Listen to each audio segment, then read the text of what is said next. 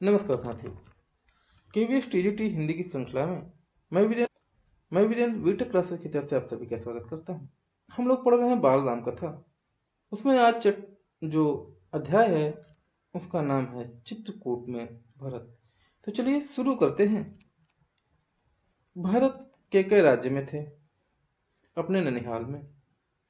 अयोध्या की घटनाओं से सर्वथा अनभिज्ञ, लेकिन वे चिंतित थे।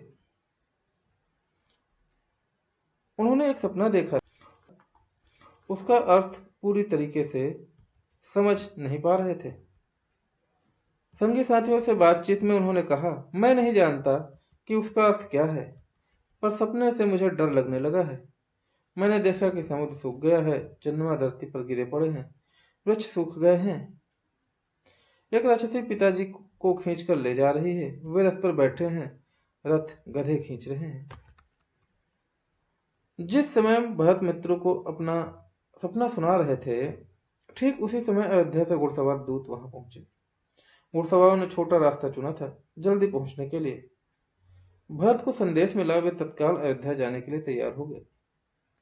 ननिहाल में भरत का मन नहीं लग रहा था, उचट गया था।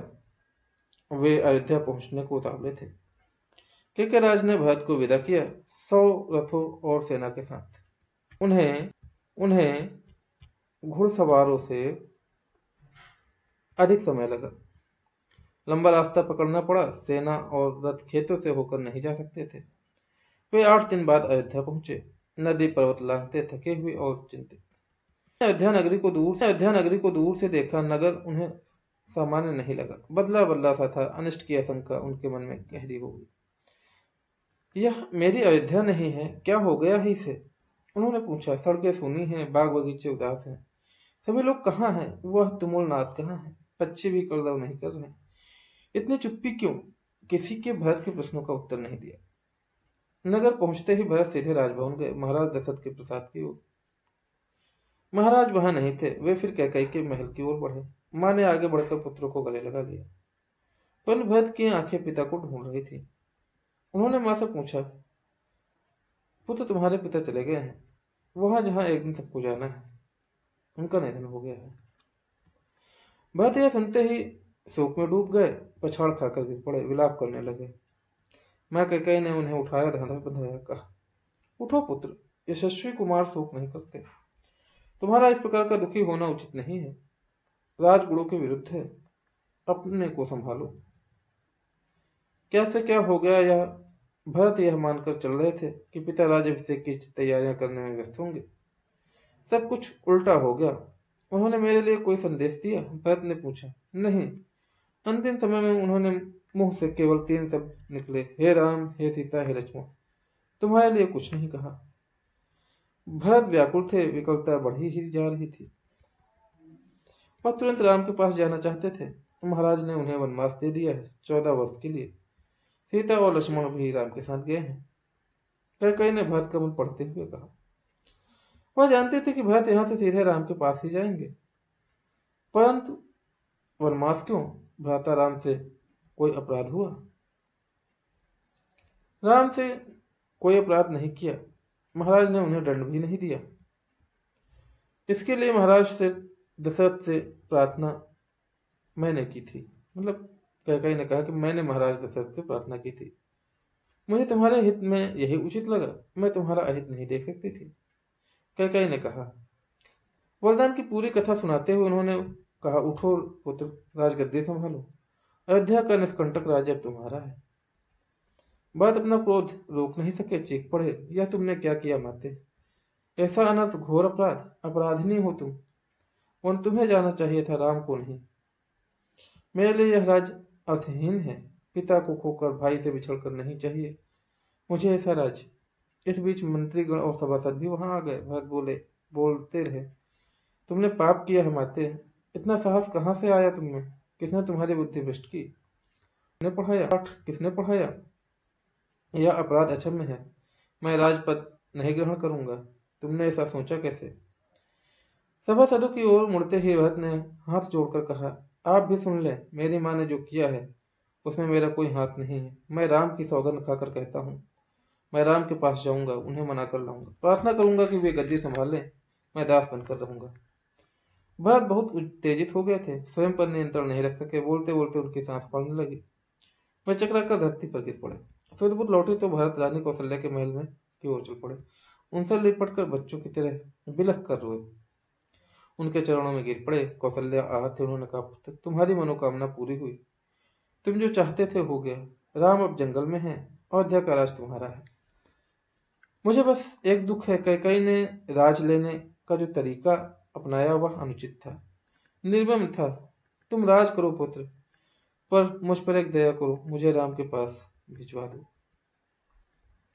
सुबह तक शत्रुघ्न को पता चल गया था कि कैकेयी के कान किसने भरे। मंथरा अयोध्या घटनाक्रम से घबरा गई थी, छिप गई। कुछ दिनों से उसे किसी ने नहीं देखा। भरत और शत्रुघ्न राम को वापस लाने पर मंत्रणा कर रहे थे। तभी शत्रुघ्न की दृष्टि बचकर निकलती मंथरा पर पड़ी। उन्होंने लपक कर उसके बाल पकड़ लिए, खींचते हुए भरत के सामने लाए। भरत को दासी की भूमिका बताई। शत्रुघ्न उसे जान से मार देने पर उद्यत थे। भरत ने बीच बचाव किया। मुनि वशिष्ठ अयोध्या का राज सिंहासन नहीं देखना चाहते थे। खाली सिंहासन के खतरों से वे परिचित थे। उन्होंने सभा बुलाई, भरत और शत्रुघ्न को आमंत्रित किया। भरत ने कहा, वत्स, तुम लोग राजकाज संभाल लो। पिता के निधन और बड़े भाई के वनगमन के बाद यही उचित है। भरत ने महर्षि का आग्रह अस्वीकार कर दिया। बोले, मुनिवर, यह राज्य राम का है, वही इसके उत्तराधिकारी हैं। मैं यह पाप नहीं कर सकता। हम सब बन जाएंगे और राम को वापस लाएंगे। वन जाने के लिए सभी तैयार थे। भरत ने सबके मन की बात कही थी। सबकी इच्छा थी कि राम अयोध्या लौट आए। अगली सुबह भरत सभी मंत्रियों और सभासदों के साथ वन के लिए चले। गुरु वशिष्ठ साथ थे। नगरवासी भी। अयोध्या की चतुरंगनी सेना तो थी ही। राम तब तक गंगा पार कर चित्रकूट पहुंच गए थे। वहां एक आश्रम था, महर्षि भारद्वाज का। गंगा यमुना के संगम पर राम आश्रम में नहीं रहना चाहते थे, ताकि महर्षि को असुविधा न हो। महर्षि ने एक पहाड़ी दिखाई, सुंदर स्थान, सुरम्य दर्श, पर्णकूट वहीं बनाई गई। भरत को सूचना मिल गई थी कि वे चित्रकूट ही आ रहे थे। पूरे दलबल के साथ सेना के चलते से आसमान धूल से अट गया। अट गया मतलब होता है कि आसमान में छा गया। हर ओर कोलाहल हुए। श्रृंगवेरपुर पहुंचे। निषाद राजगुहा को सेना देखकर संदेह हुआ, कहीं राजमद में आकर भरत राम पर आक्रमण करने तो नहीं जा रहे हैं। सही स्थिति पता चली तो उन्होंने भरत की अगवानी की। गंगा पार करने के लिए देखते देखते 500 नावें जुटा दी। रास्ते में मुनि भारद्वाज का आश्रम पड़ा। उन्होंने भरत को राम का समाचार दिया। वह मार्ग दिखाया जिधर से राम गए। वही पहाड़ी दिखाई जहां राम ने पर्णकुटी बनाई। अयोध्या वासियों ने रात में रात आश्रम में ही बिताई, इस संतोष के साथ कि राम अब दूर नहीं है। आगे घना जंगल था। सेना चली तो वन में खलबली मच गई। जानवर इधर उधर भागने लगे। पक्षियों ने अपना बसेरा छोड़ दिया। छोटी वनस्पतियां सेना के पांव तले कुचल गई। बड़े वृक्ष थरथरा उठे। राम और सीता पर्णकुटी में थे। लक्ष्मण पहरा दे रहे थे। कोलाहल उन्होंने भी सुना। वे एक ऊंचे पेड़ पर चढ़ गए, देखने की क्या मामला है। लक्ष्मण ने देखा कि एक विराट सेना चली आ रही। सेना का ध्वज जाना पहचाना था, अयोध्या की सेना थी। वे उत्तर की ओर आगे बढ़ रहे थे। लक्ष्मण ने पेड़ से ही चीख कर कहा, भैया भरत सेना के साथ इधर आ रहे हैं। लगता है वे हमें मार डालना चाहते हैं, ताकि एक क्षत्रिय राज कर सके। राम कुटी से बाहर आए। उन्होंने लक्ष्मण को समझाया, भरत हम पर हमला नहीं करेगा, कभी नहीं। वह हम लोगों से भेंट करने आ रहा होगा। राम ने कहा, भेंट के लिए सेना साथ लाने का क्या औचित्य है? दो भाइयों के मिलन में सेना का क्या काम? लक्ष्मण अस्वस्थ नहीं थे। वे सेना पर आक्रमण करना चाहते थे। राम ने उन्हें रोक दिया। वीर पुरुष धैर्य का साथ कभी नहीं छोड़ते। कुछ प्रतीक्षा करो, इस प्रकार का उतावलापन उचित नहीं है। भरत ने सेना पहाड़ी के नीचे रोक दी। नगरवासियों से भी वहीं ठहरने को कहा। कोलाहल थम गया। उसकी जगह पुनः वन में नैसर्गिक शांति ने ले ली। भरत ने पहाड़ी को प्रणाम किया। शत्रुघ्न के साथ लेकर नंगे पांव ऊपर चढ़े। पांव की गति अचानक बढ़ गई। भाई से मिलने की उत्कंठा में वे और प्रतीक्षा नहीं कर सकते थे। पहाड़ी पर दूर से उन्हें एक छवि दिखी। वह राम थे, शिला पर बैठे हुए। पास ही सीता और लक्ष्मण बैठे थे। भरत दौड़ पड़े, राम के चरणों में गिर पड़े। उनके मुंह से एक ही शब्द निकला था। शत्रुघ्न ने भी राम की चरण वंदना की। बोले वे भी नहीं, उन्होंने दोनों को उठाकर सीने से लगा लिया। सबकी आंखों में आंसू थे। भरत साहस नहीं जुटा पा रहे थे बड़े भाई को यह सूचना देने का कि पिता दशरथ नहीं रहे। एक दुखद समाचार है भ्राता, बहुत कठिनाई से उन्होंने कहा।